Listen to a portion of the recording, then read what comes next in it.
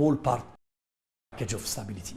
And that's what the international community needs to do, because Yemen, if you allow me on this, Yemen is one of the countries where today the international community has a chance in the Middle East to make a difference. When we look around in the whole spectrum of instability in the region, Yemen is a chance for us where we can make a real difference. But for that, we need to realize it's not about politics only.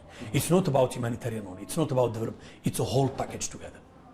When you talk about unemployment, it's quite obvious that for the international community and for the government to be able to reduce or to eradicate in the future unemployment, they have to have an economy that generates on its own cash and more profit. Correct. For international investors to go here, for small and medium private companies to pick up in momentum. But this is something which is really, really difficult given the ongoing situation.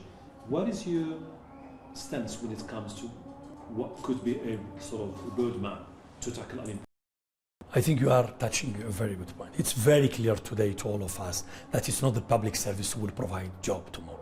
It's the more small, as you said, and medium-sized organized companies or societies or whatever enterprises that will really provide the job that is expected in the country. So one of our 13 points I spoke to you about is about the public and private partnership.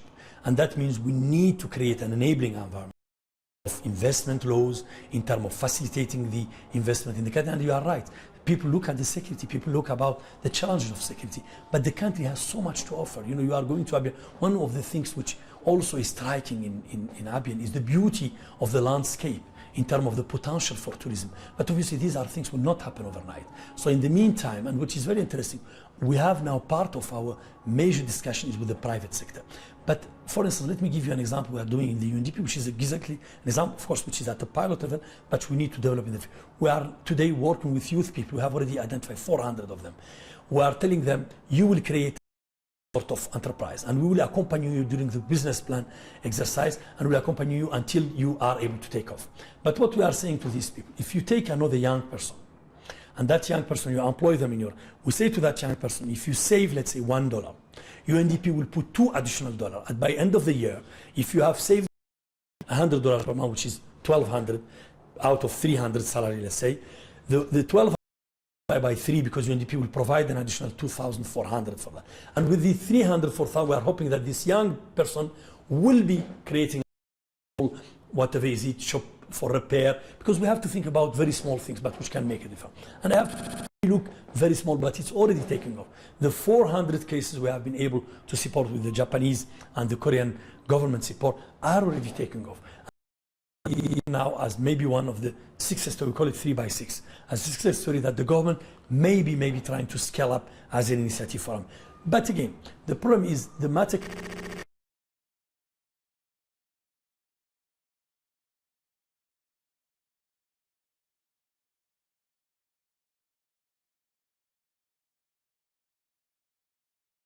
Where, you know, the country has been really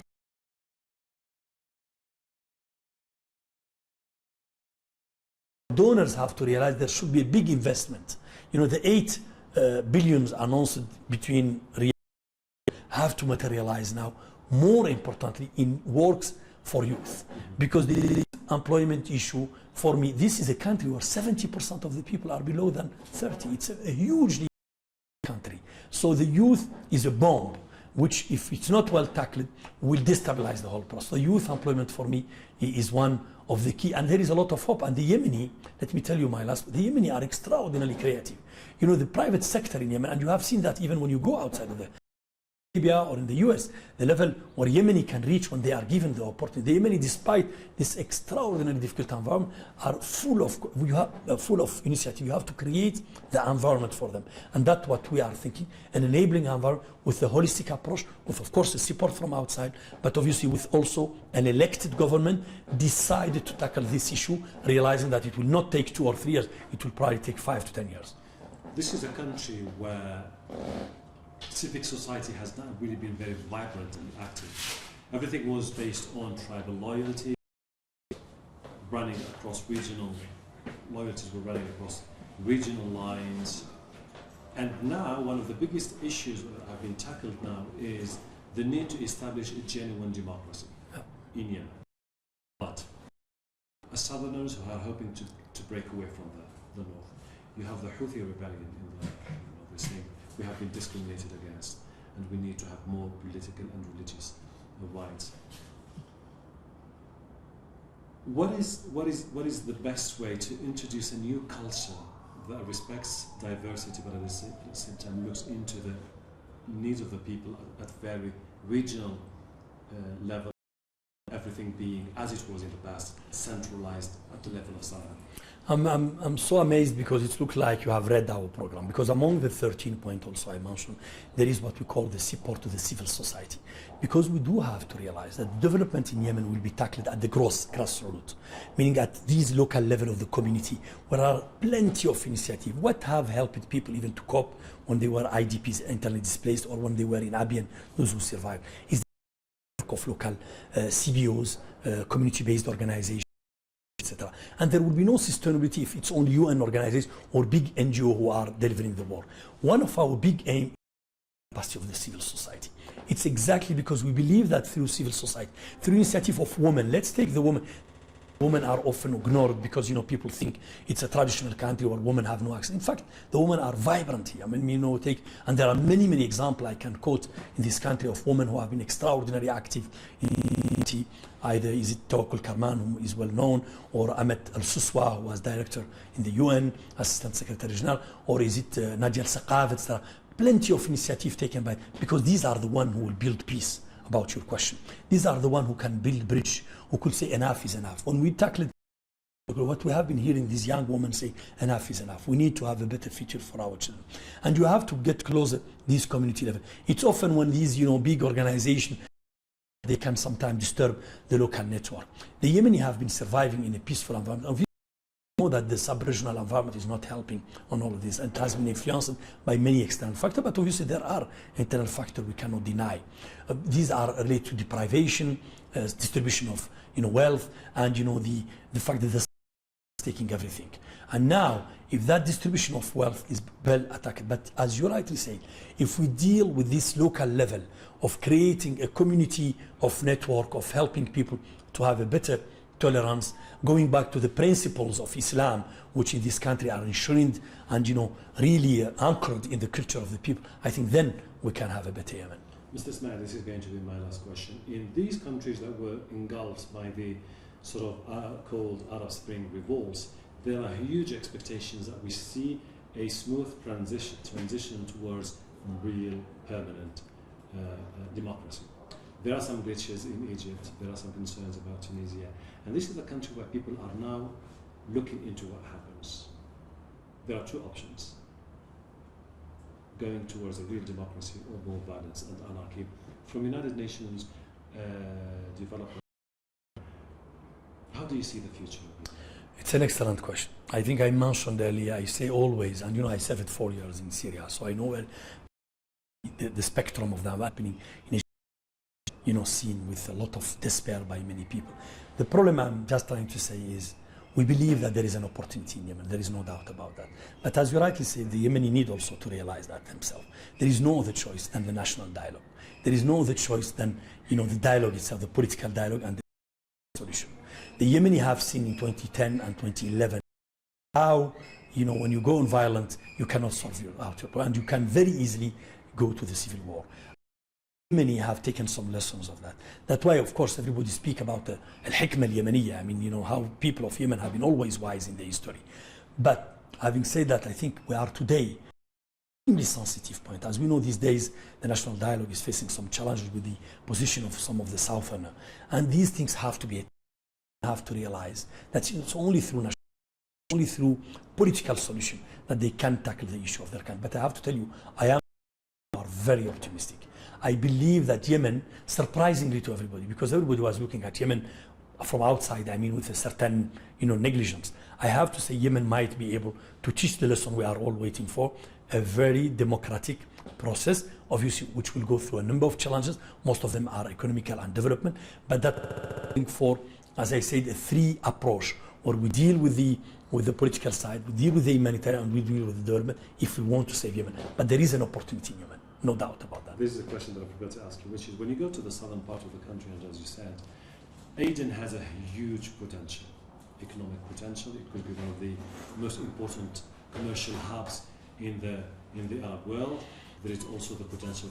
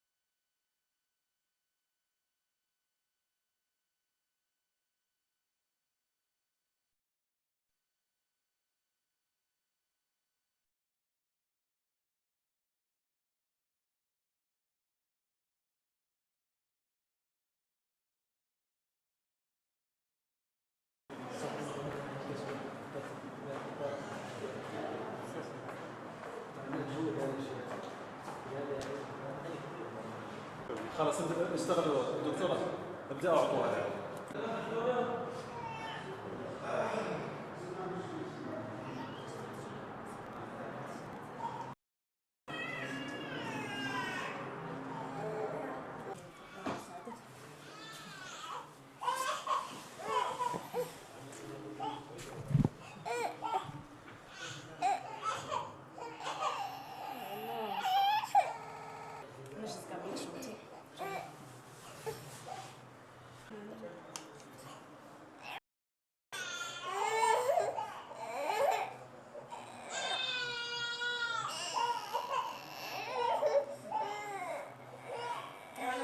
شوي ما تقدرش تتحمل شوي قليل بس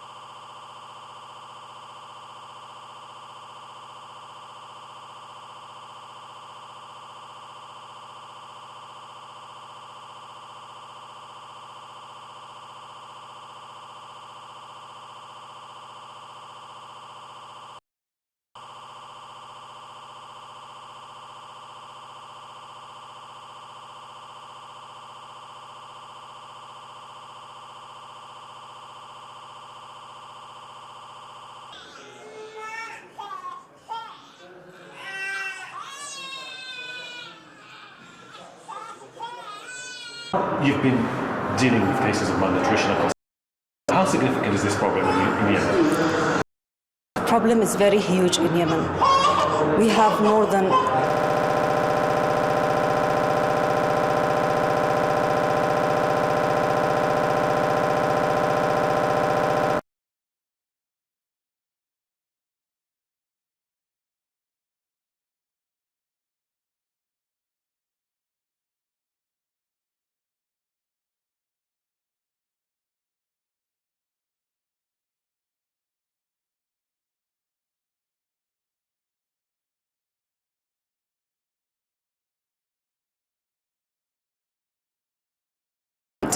we are one of the biggest countries in these nutrition.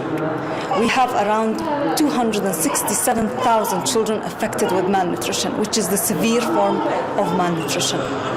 In addition to 700,000 moderately acute malnourished children.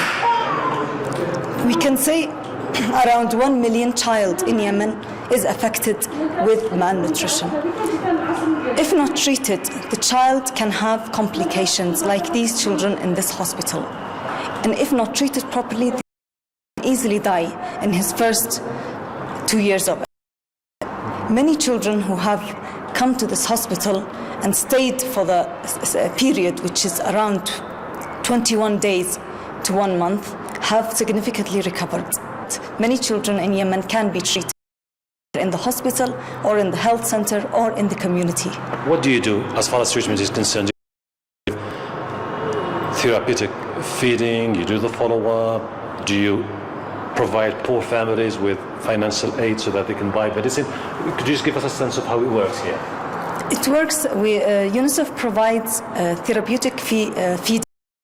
That's the therapeutic milk and ready-to-use therapeutic food, which the family can take home. But the therapeutic milk has to be taken in the hospital itself. It cannot be taken home because it's a very delicate treatment for the child, because the child can die in any stage of the stages. And then when the child has regained appetite, then he can be treated at home with a specific ready-to-use therapeutic food. The problem of malnutrition is that when the children go back home, proper follow-up. The situation at homes is not that, from the economic point of view, many families are poor. They cannot afford. Many families have came here after they have suffered a lot in many hospitals and have paid thousands of riyals for treatment and for different medicines and from different private hospitals. And they come here, it's like this is the end stage for the child can be treated or the child will die. Dr. Razia, from your experience, what do you think is the best way to tackle the problem of malnutrition in Yemen? The problem of malnutrition is multifactorial. It's not one cause or one specific problem. It has a relation with the water, clean water sources. It has a relation with the food itself at the family level, food insecurity. It also has a relation with the breastfeeding and breastfeeding promotion and the exclusive breastfeeding of children in the first 6 months, which is crucial. And then the continuation of breastfeeding. It's also, interrelated. The infant young child feeding and complementary feeding, the proper way of feeding a child after 6 months of age. It needs a lot of birth spacing. The mother needs to have enough time for the first child before she gets pregnant again and has a second child. So it's a social and it's a deep-rooted problem in the community since years ago. From your experience, do you think that families, parents basically are very familiar about this problem, or is it one of the invisible things? It's very invisible. Sometimes families have kids with malnutrition, but they cannot detect it until it is too late. Unfortunately, in Yemen, malnutrition is considered something normal. The child is only admitted when he has vomiting or severe diarrhea. It's very difficult for the parents to understand that malnutrition is not normal. The child is weak, the child is not normal. The child should be admitted to the health center as soon as possible before he develops the complications. With this huge figures of malnutrition in Yemen, for example, we have in Rayma around 70% malnutrition. So it's the biggest figures, I think, in the world. We are a country after Afghanistan in chronic malnutrition nationwide. We have 30% of global acute malnutrition in all in some coastal areas of the country, which has exceeded the emergency threshold of 15% globally. These figures are alarming for Yemen. The problem is the community understanding of this. They don't understand that this is a problem. They think since the child is walking, the child is playing, and although the child's weight is deteriorating rapidly, but the child normal. When do they come? When the child gets sick, when the child has vomiting, when the child cannot eat, which is a very late stage. Thank you very much for closing.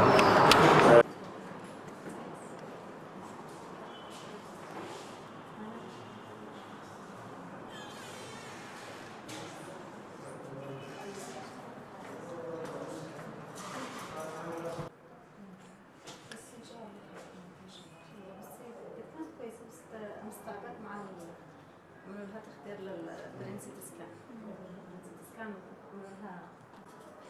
شفتوا سندس؟ اي سندس سندس لا متحسن يعني كانت ماشية بس معناها كانت ماشية كلها تحسست شو هاي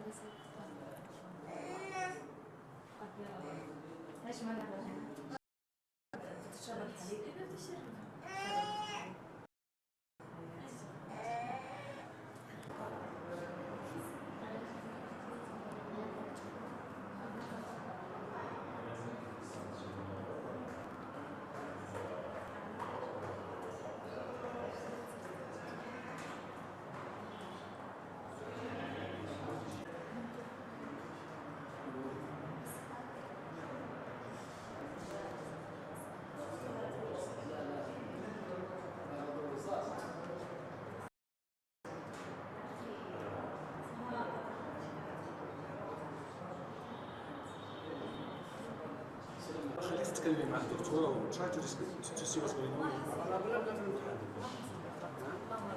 في اثناء الولاده بدل ما تخلي دور الرابع حملت لها ابر الحين 3 سنوات و3 اشهر عند الدكتور رشاد قلت ثاني رشاد حوالي 5 سنوات.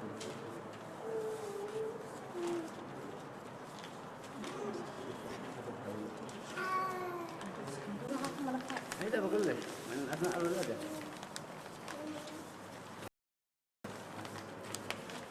فاليوم بيجي هو نفسه بس لانه عنده سوء تغذيه حاد. عندها سوء تغذية حاد. ما قد عرفنيش بالمركز حقهم لا بيجينا ولا مدرسين. كلها علاج. كلها علاجات. كم قد معاكم نشرت؟ يعني على الأقل هذا دخل هذا الشيء هذا 100,000 مليون ب 800,000 المسمى بنت المليون. مليونين و800,000 Which is around what in US dollars? US dollars. Actually, is this an obvious case of malnutrition? شو اسمها؟ بنت زهرة محمد عمر. زهرة محمد عمر. كم عمرها؟ 3 سنوات.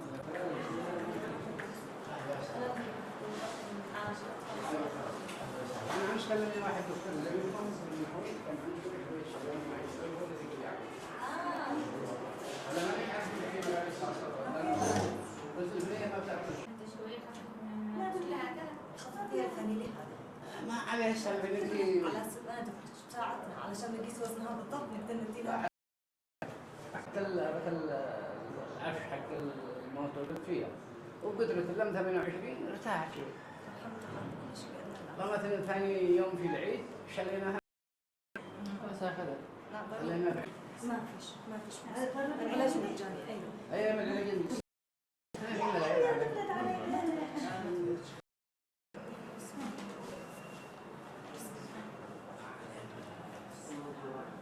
بطل الزهراء ساعدي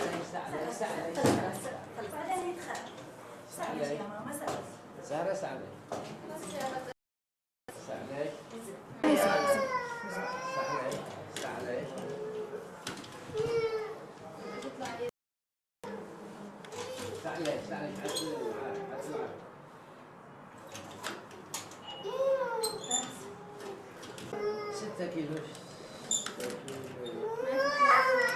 بالأرض يا دكتورة لو وزني بالأرض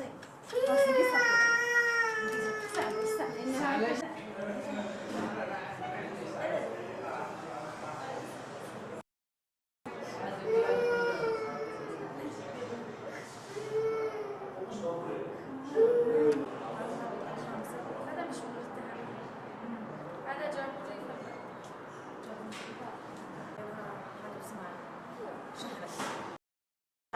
لأن عمره تنتظر السنة.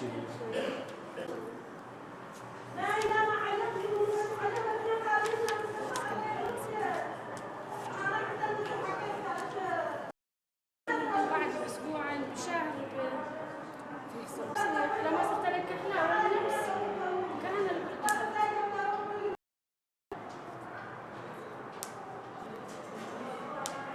كان قبل شهر خلاص.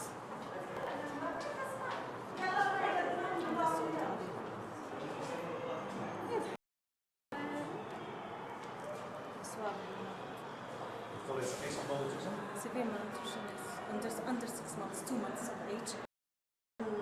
Artificial feeding. شو اسمه؟ اسمع علي إذا الورقة قد كم عمره؟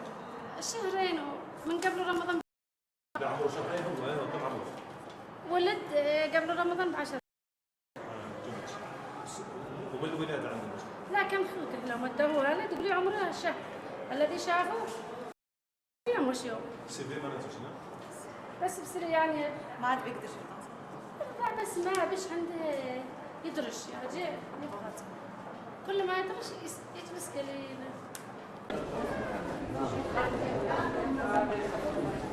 One of the biggest obstacles that health officials face here is that most of the malnourished children need prolonged treatment. Okay? One of the biggest obstacles that health officials face here is that children need prolonged treatment, but their families live in rural areas far from the capital and they cannot afford to come back for a follow-up, which means that their children will not recover fully.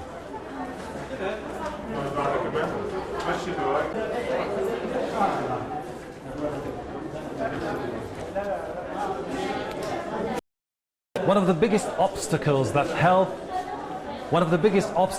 health officials face here is that most of the malnourished children need prolonged treatment. You happy with the level? الإيكو؟ مش ما عندك مشكلة مع الإيكو؟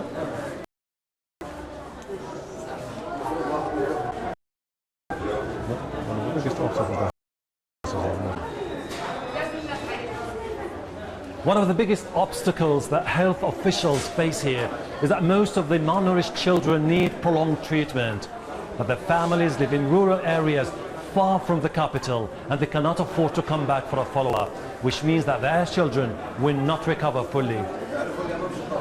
Good. We'll take the second take.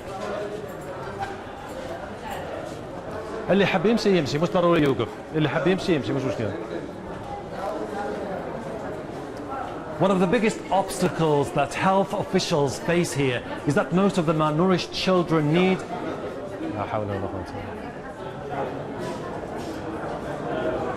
3, 2, 1. One of the biggest obstacles that health officials face here is that most of the malnourished children need treatment, but their families live in rural areas far from the capital and they cannot afford to come back for a follow-up, which means that their children will not recover fully. I'll give you the last one. Huh? One of the biggest obstacles that health officials face here is that most of the malnourished children need prolonged treatment, but their families live in rural areas far from the capital and cannot afford to come back for a follow-up, which means that their children will not recover fully.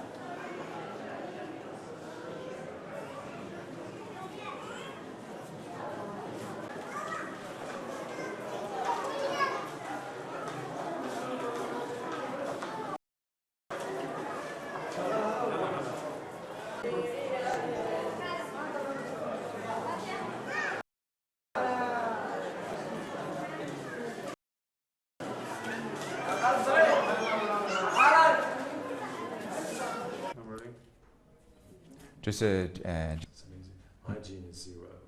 Indeed. Okay, Mr. Julian, this is a country with the second highest rate of malnutrition after Afghanistan. Why is Yemen been beset by malnutrition for years and years? What's the problem with Yemen? The malnutrition in Yemen by economic problems, poverty, and also lack of access to clean water in particular, and then hygiene practices. Each of those three areas needs to be by different parties, some of it by governments, some of it by communities, in order to resolve malnutrition in this country. what we see basically is that there were moments nutrition was basically connected with issues like instability in the country, the influx of internally displaced people in refugee camps. But what we've seen recently is a new trend, which is basically you're having something which is really it's affecting basically most of the provinces of Yemen. What do you think is the best way to tackle this problem? Is it to rebuild the infrastructure, to raise awareness, or do you think this is something that needs to top the priority of the Yemeni government? Well, malnutrition has almost always existed in Yemen. If you go back 20, 30, 40 years ago, malnutrition was here. Yemen as a society has not in the past dealt with malnutrition in the way that it needs to be treated. Malnutrition is a very complicated issue to deal with because it's not something which, like measles, which can be done through one health service and treated just by that. Because of the different routes of malnutrition, you need different interventions, and those need to be coordinated. For that, you need a government leadership. We're seeing that now. In the past, it wasn't considered a priority for Yemen. We're getting that change, and I think in the years to come we will see a significant improvement in the rates of malnutrition in Yemen. The country itself does not really offer very encouraging or optimistic indicators when it comes to access to clean water, hygiene, as you said before. There's a huge problem with infrastructure, some of which was really damaged during the 2010 and 2011. You have huge political and security issues in the country. When we're talking about figures, how much do you think a country like Yemen needs to be able to the problem of management? We're talking about dozens of millions of dollars, we're talking about hundreds of millions. We take into account all the different interconnected elements that create this problem. To resolve the problem of malnutrition, we're talking about hundreds of millions of dollars. There's a government plan, a multi-sectoral plan that estimates we need about 800 million in the coming years in order to resolve that. However, money's part of it, but above all is leadership, government leadership in bringing together these disparate areas. We have to deal with access to food, economic issues. But if you just deal with access to food, which is dirty, then people are still going to get diarrhea and people will still be malnourished. So there is an element of resources and there's an element of coordinating all the different responses so that we can deal with this holistically. If you look at the issue in the short term, there is also a problem, which is basically what we've seen. So their families come from rural areas. For them, I was talking to mothers today, and they were saying that basically for them to come back for a follow-up is absolutely out of the question because they cannot afford.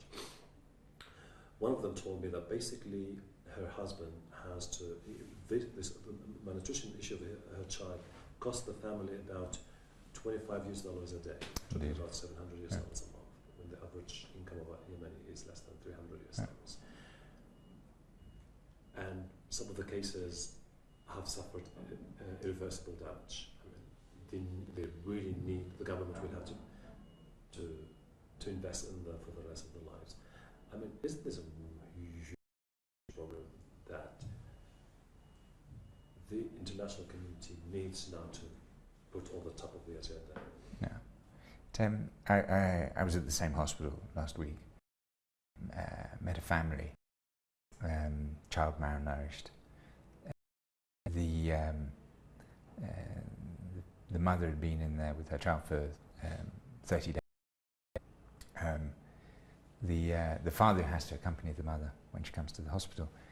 Slept in the bushes outside of the hospital for 30 days.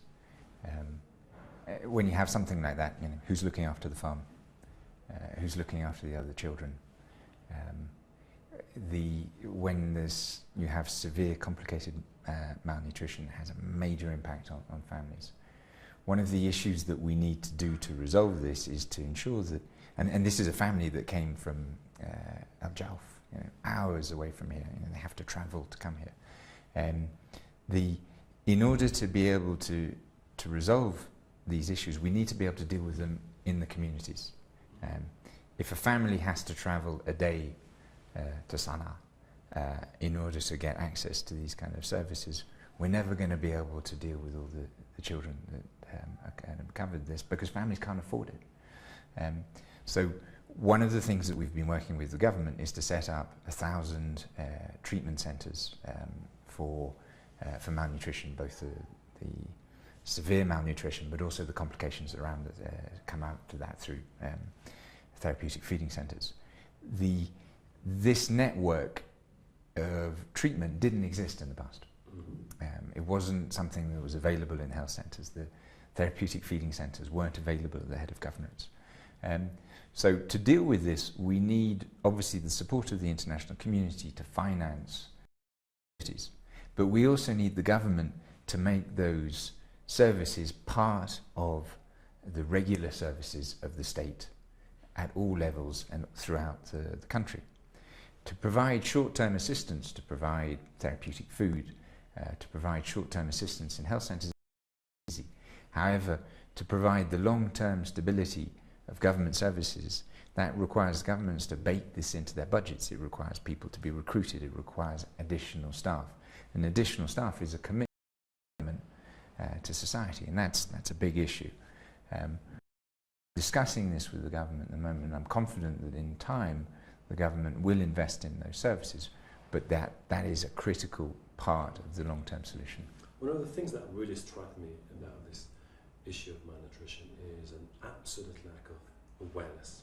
First of all, people fail to detect the signs of malnutrition. It's only when it's too late or when the situation is really severe.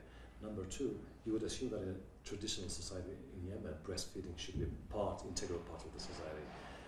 I was talking to mothers and they were telling me basically a doctor would prescribe baby milk, or a representative of a baby milk company would come, some donations, and they would assume this is the best for the kids. And for them, breastfeeding is absolutely no way. Don't you think that you also have a huge problem of raising awareness in terms of Yemenis, the government, the people, parents, families, the community need to understand this is the issue, this is how to deal with it, and this is the way to cope with it. Yeah. Yemeni parents do care deeply about their children and the health of their children. You know, I've seen families, travel hours, days to get the services that they need to sacrifice their time, sacrifice money in order to access these services. I agree entirely that one of the challenges is knowledge. The traditional way of which existed in the past is coming into contact with different approaches which have been brought in by modern society, as you say. Milk, powdered milk, those are real issues. We have to stick to exclusive maternal breastfeeding for the first 6 months of the life of the child. And so community outreach, sending those, is important, but then who is going to take that message to the community? If you have a health centre in a village,